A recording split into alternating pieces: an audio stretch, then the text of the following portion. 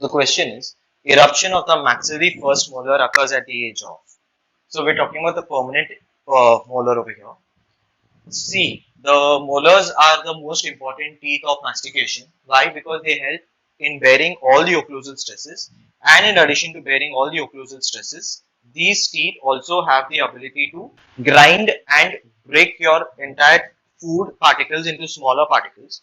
As a result, it helps in the formation of a bolus along with the saliva, so that it is easily swallowed by the patient, and you can deglute, the entire process of deglutation can occur much more smoothly. Okay, so the molars, especially the maxillary first molars, or rather the maxillary and mandibular first molars, are considered to be the cornerstones of occlusion.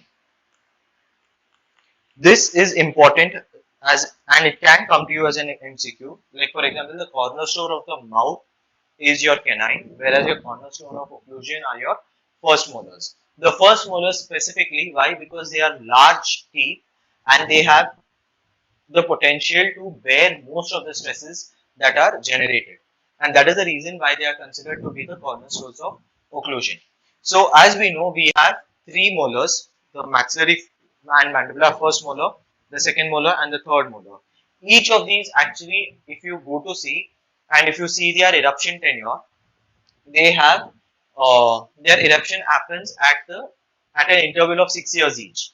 So the maxillary first molar erupts at the age of 6, the second molar erupts at the age of 12, and the third molar erupts at the age of 18 years. And that is why they are called as the 6-year, 12-year, and 18-year molars.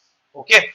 Now coming to the answer over here, eruption of the maxillary first molar will occur at the age of 6 years. However, the calcification for the maxillary first molar occurs just at birth,